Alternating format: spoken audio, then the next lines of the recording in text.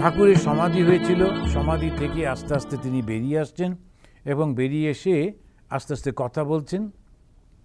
এ অমৃত উনি হচ্ছেন গিরিশের ভাই, তো উনি মাঝে মাঝে আসতেন অমৃতলাল, তিনি এসে ঠাকুরকে প্রশ্ন করছেন এই যখন সমাধি হয় তখন আপনার কি অবস্থা বোধ হয়? শ্রীরামকৃষ্ণ: শুনেছ, কুমুরে পোকা চিন্তা করে আরশোলা কুমুরে পোকা হয়ে যায়। কীরকম জানো? যেমন হাঁড়ির মাছ গঙ্গায় ছেড়ে দিলে হয়। এখন এটা এমন একটা অনুভূতি যেটা মুখে ব্যক্ত করা যায় না। আর অমৃত সেটা শুনতে চাইছেন, তখন উনি বলছেন যে কি করে বলবো তোমাকে। একটা ধরো ছোট্ট জায়গায় একটা হাঁড়িতে একটা মাছ ছিল, এবারে তাকে ছেড়ে দেওয়া হলো গঙ্গাতে। বিশাল জায়গার মধ্যে মাছটার যে আনন্দ হবে, যে সম্পূর্ণ জলে জলাকার সর্বত্র, তো সেই রকম আনন্দ একটা হয়। ওইটা উদাহরণ দিলেন। আর একটা উদাহরণ দিলেন, ওই কুমড়ে পোকাও আরশোলাকে বড্ড ভয় পায়। এবারে যে আরশোলাটা দেখলো, ওই ভয় পেয়ে ওই রকম কুঁকড়ে গিয়ে করতে করতে করতে করতে আরশোলার মতো হয়ে যায়। এটা একটা লোকেরা বলে যে যা চিন্তা করে সে তার মতো হয়ে যায়। তা আমরাও দেখেছি অনেক সময় যে কেউ যখন অল্প বয়সে, যেমন মুভি আর্টিস্টরাই খুব একটা হিরো হয়, তো সেই রকমভাবে যাকে চিন্তা করে তার মতো করে চুল কাটে, তার মতো করে পোশাক পরে, তার মতো করে চলে, তার মতো করে কথা বলে, এই সমস্ত নানান রকম করতে থাকে। তার কারণ ওইটা চিন্তা করতে করতে ওর ভাবটা ওই রকম হয়ে যাচ্ছে। তো যদি ভগবানকে চিন্তা করতে থাকি, তা ধীরে ধীরে এই ভগবানের আদর্শটা নিজের মধ্যে আসে। ওই যে শুরুতেই বলছিলাম যে দীক্ষা মনে হচ্ছে আদর্শ গ্রহণ। গুরু কি করেন? দীক্ষা দেন। কিসের দীক্ষা দেন? একটা ভগবানের সঙ্গে পরিচয় করিয়ে দেন। তা ভগবানের নানান রূপ, নানান নাম, তো একটা রূপের সঙ্গে, একটা নামের সঙ্গে উনি পরিচয় করিয়ে দেন। সেই যে নামে ভগবান, তিনি যে কাজগুলো করেছেন সেইটি চিন্তা করতে করতে, ভগবানের লীলা, ভগবানের সেই কর্ম, ভগবানের জীবন, ওইটা চিন্তা করতে করতে মানুষটা ওই রকম হয়ে যায়। যদি না হয় তাহলে তোমার চেষ্টার মধ্যে ভুল আছে, কোনো ত্রুটি আছে। যখন আমরা ভগবান শ্রীরামকৃষ্ণের চিন্তা করছি, ওই চিন্তা করতে করতে মনটা উদার হবে। কোনো ধর্ম, কোনো মানুষ, কোনো কিছুর প্রতি বিদ্বেষ থাকবে না। যদি থাকে তাহলে বুঝতে হবে এখনও হয়নি। সেজন্য মাঝে মাঝে আমাদের একজন সাধু বলতেন খুব সুন্দর করে, এমনি পুরনো সাধুরা প্রায়ই বলতেন, শ্রীরামকৃষ্ণ মূষায় দ্রুত হইতে হইবে। এটা খুব পুরনো বাংলা। মূষা মানে হচ্ছে একটা ফর্ম, একটা শেপ, এবং তার মধ্যে ফেললে ওই রকমই হতে হবে। তো অনেক সময় এই যে মায়ের যে মূর্তিটা দেখছি, এই যে মুখটা ছাঁচ বলে, এখন একটা মাটি নিয়ে ওর মধ্যে দিয়ে দেয়, দিয়ে চেপে রাখে, আস্তে আস্তে করে যখন শুকিয়ে যায় টুক করে খুলে নেয়, তখন ওই ঠিক ওই মুখটা এসে যায়। তো এটাকে বলছে মূষায় দ্রুত হওয়া। অর্থাৎ শ্রীরামকৃষ্ণের নাম করতে করতে, তাঁর জীবন চিন্তা করতে করতে তাঁর ভাবটা ভেতরে এসে যায়। আর সেই ভাবটা কি? ঈশ্বর নির্ভরতা আর পরিপূর্ণ পবিত্রতা। ঈশ্বর নির্ভর হলেই পবিত্র হয়। পরিপূর্ণ পবিত্রতা, ঈশ্বর নির্ভর মানে জগতের দিকে কোনো মনই থাকে না। ওই হচ্ছেন শ্রীরামকৃষ্ণ। তো নাম, তারপরে ওই যে পয়সা, অর্থ, কোনো দিকে আর তখন কোনো চিন্তা থাকে না, শুধু আনন্দে বিভোর হয়ে থাকে। তা ওকে যখন জিজ্ঞেস করছেন, উনি বলছেন কুমুরে পোকা, সে যখন আরশোলার কথা ভাবে তখন সেই কুমুরে পোকা হয়ে যায়। না, আমি উল্টো বললাম, কুমুরে পোকা চিন্তা করে আরশোলা কুমুরে পোকা হয়ে যায়। আরশোলাকে ভয় পায় না, আরশোলা কুমুরে পোকাকে ভয় পায়। তো যাই হোক, মানে ওইটা চিন্তা করতে করতে ওই রকম হয়ে যায়। আর আমাদের এই আনন্দের বিশালতার যে আনন্দ, পরবর্তীকালে সঙ্গে সঙ্গে বলছেন একটা হাঁড়ির মধ্যে যে মাছটা ছিল সেইটা এবারে গঙ্গায় গেলে তার যেমন আনন্দ হয় সেই রকম আনন্দ। এবারে অমৃত একটা প্রশ্ন করছেন, ওরা তো শাস্ত্র পড়তেন, সেই জন্য বলছেন, একটুও কি অহং থাকে না? শ্রীরামকৃষ্ণ: হ্যাঁ, আমার একটু অহং থাকে।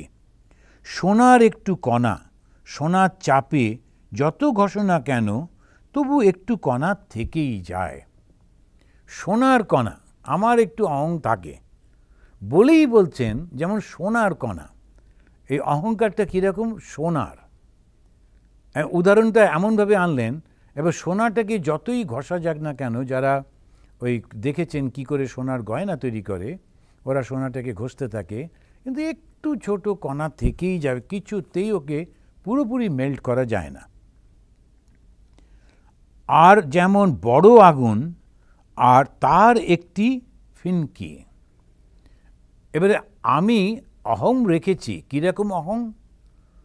আমি ঈশ্বর, এই বোধটা। ঠাকুর বলছেন আমার একটু অহং থাকে।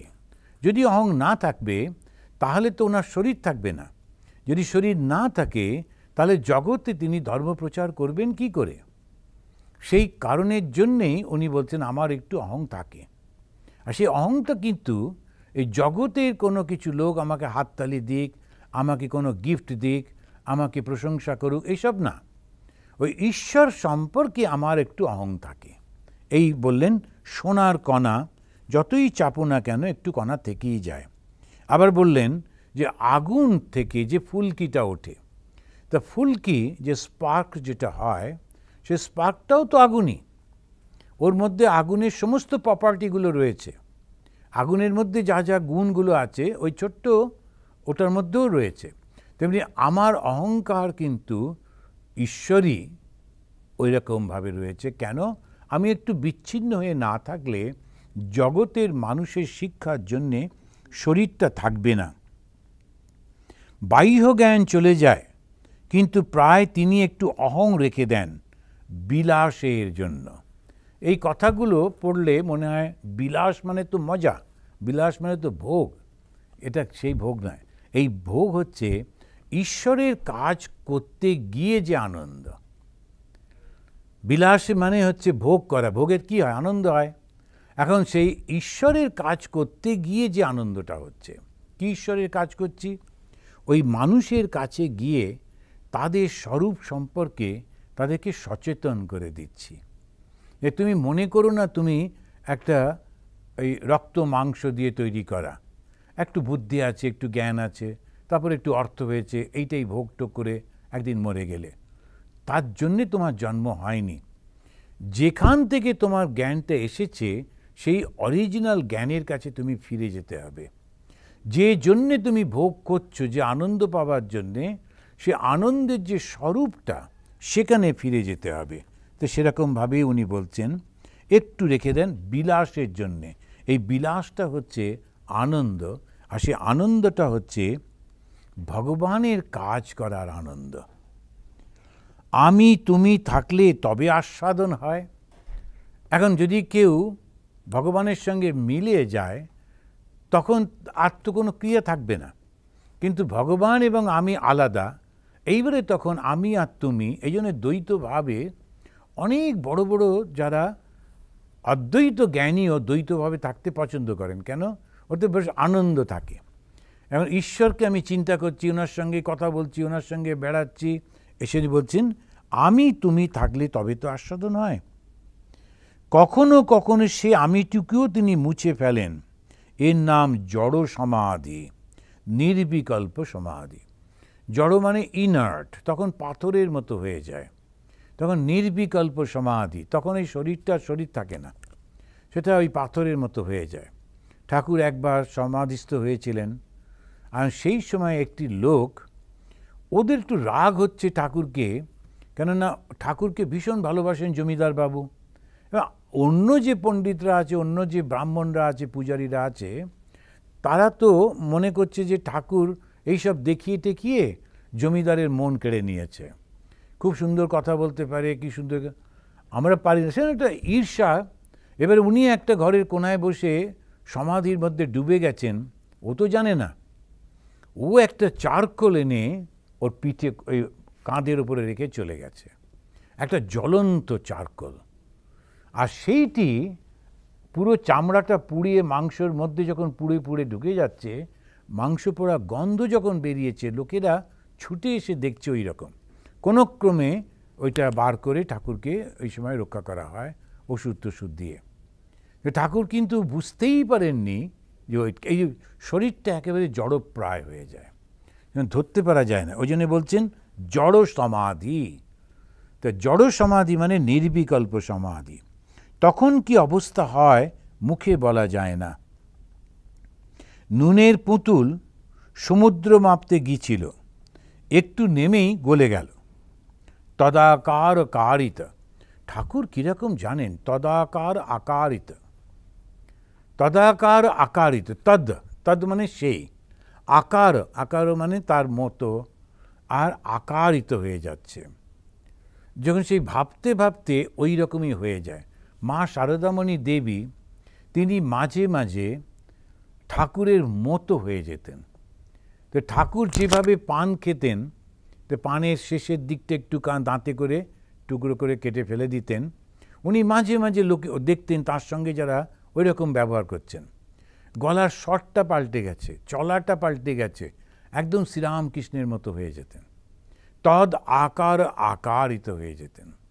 তো শ্রীরামকৃষ্ণের ওই যে ভাবটা, সেটা সম্পূর্ণভাবে শারীরিক এবং মানসিকভাবে এসে যেত। তা ধ্যান মানে কি? ওই আকারিত হয়ে যাওয়া, যাকে ধ্যান করছি তার মতো হয়ে যাওয়া, তিনি হয়ে যাওয়া। তো ঠাকুর এইটা আমাদের বলছেন। তখন কে আর উপরে এসে সংবাদ দেবে সমুদ্র কত গভীর? নুনের পুতুল, ঠাকুরের এটা একটা অসাধারণ উদাহরণ। আর নুনটা সমুদ্র থেকেই সৃষ্টি। এবার সে আবার সমুদ্রকে মাপতে গেছে, গিয়ে এবারে সমুদ্রের মধ্যেই মিলিয়ে গেল। এবং তুমি যে প্রশ্ন করলে সমাধির সময় আপনার কি অনুভূতি হয়, তো সেইটি যদি বলতে পারতাম তাহলে তো ভালোই হতো। এবারে তিনি কি বললেন? যে আসলে তো মিলিয়ে যায়, ফিরে এসে নতুন করে বলা যায় না।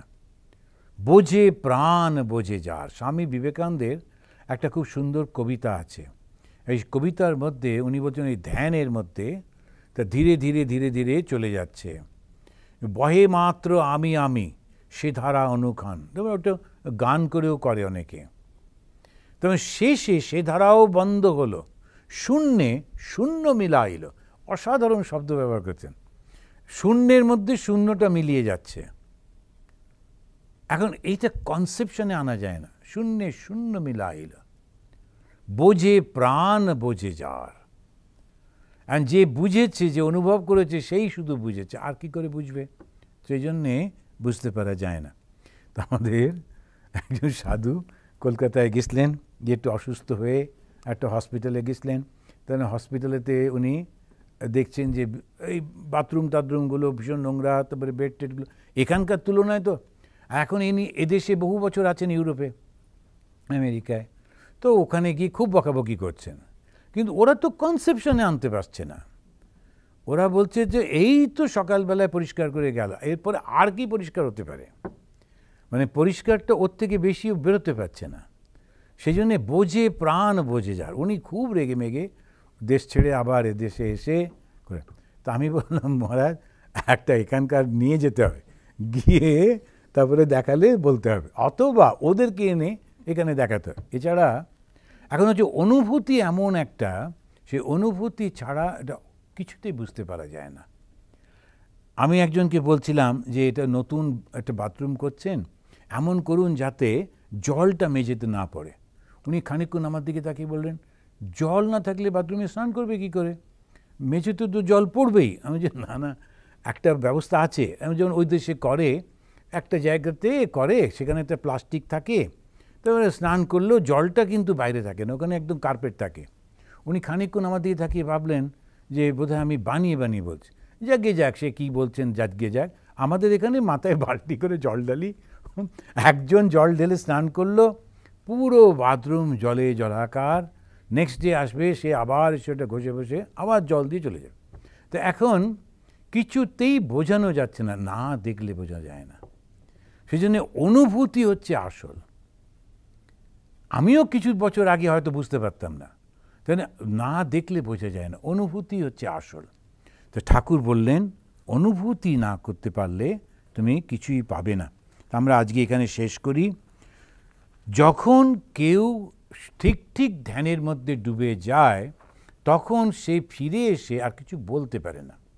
তাহলে এই যে শাস্ত্রটা কি? শাস্ত্র হচ্ছে ঠাড়ে ঠোরে বোঝানো, একদম পরিপূর্ণভাবে বোঝানো যায় না। লক্ষ্য করে যদি দেখেন তখন দেখবেন যে ব্রহ্ম কীরকম, ব্রহ্মা নয় ব্রহ্ম। তো ব্রহ্ম কি? সর্বব্যাপী চৈতন্য। এবারে কী করে সর্বব্যাপী তো বোঝাবে? তখন বলছেন সৎ চিৎ আনন্দ স্বরূপ। তিনি হচ্ছেন সৎ, ইটার্নাল। তিনি হচ্ছেন চিৎ, তিনি জ্ঞানস্বরূপ। আর আনন্দ, তো জ্ঞানটা আমরা একটু বুঝি, আনন্দ একটু বুঝি, আর বেঁচে থাকতে চাই। এই তিনটেকে নিয়ে বুঝলাম আচ্ছা এইটাই অনেক বড় হলে এরকম হবে, খানিকটা আইডিয়া হলো। কিন্তু উনিও তাও তো নন। তো বললো ওমকার ইতি ব্রহ্ম, তার মানে কি ওমকারটাই ব্রহ্ম? তা কিন্তু না। ওমকারের ধ্বনিটাতে, যে ধ্বনিত হয় সেটাতে উনি কখনো কারুর সাহায্য নিচ্ছেন না। ওই জন্যে ওম ধ্বনিটাকে হিন্দুরা বলে ব্রহ্মের স্বরূপ। ওম ইতি ব্রহ্ম কঠোপনিষদে বলছেন। তার মানে কি ওমটাই ব্রহ্ম। আর যেই সেটা হবে তাহলে তো এটা এরকম আকার, ও তাহলে তো আটকেই গেল সব। তাহলে ইনফিনিটি কোথায় থাকলো? এ তো ফাইনাইট হয়ে গেল। ওটা শুধু একটুখানি বোঝাবার জন্যে বলা হচ্ছে। তো ওই বোঝাবার জন্যে বলাটা একটু অন্যরকম, যতক্ষণ না অনুভূতি হচ্ছে। ঠাকুর বলছেন কেউ দুধের নাম শুনেছে, কেউ দুধটা দেখেছে, আর কেউ দুধ খেয়ে হৃষ্টপুষ্ট হয়েছে, ওইটা। তো আজকে আমরা এটা শেষ করি, করে আমরা প্রণাম জানিয়ে স্বামী বিবেকানন্দ বললেন রিলিজিয়ান ইজ রিয়ালাইজেশন। আমাদের ধর্ম নিয়ে এত গোলমাল কেন? না, রিয়ালাইজেশন হয় না তো। যে যেটা বুঝলো ওইটাই নিয়ে চেঁচামেচি করতে থাকে। আর চেঁচামেচি করে কারণ অহংকার থেকে করে। আমি বা যেটা বুঝেছি ওটাই ঠিক, এটাই জন্যে করে। তো শ্রীরামকৃষ্ণের এই কথামৃত আমাদেরকে ধর্ম সম্পর্কে একটা সুন্দর ধারণা করিয়ে দেয়। আমরা এইটি প্রণাম মন্ত্র পাঠ করে শেষ করব। আপনারা যদি চান আমার পরে পরে বলুন। নিরঞ্জনম নিত্যম অনন্তরূপম ভক্তানুকম্পা ধৃতবিগ্রহম বৈ ঈশাবতারম পরমেশমিড্যম তম রামকৃষ্ণম শিরসা নমামঃ। ওম শান্তি শান্তি শান্তি। হরি ওম।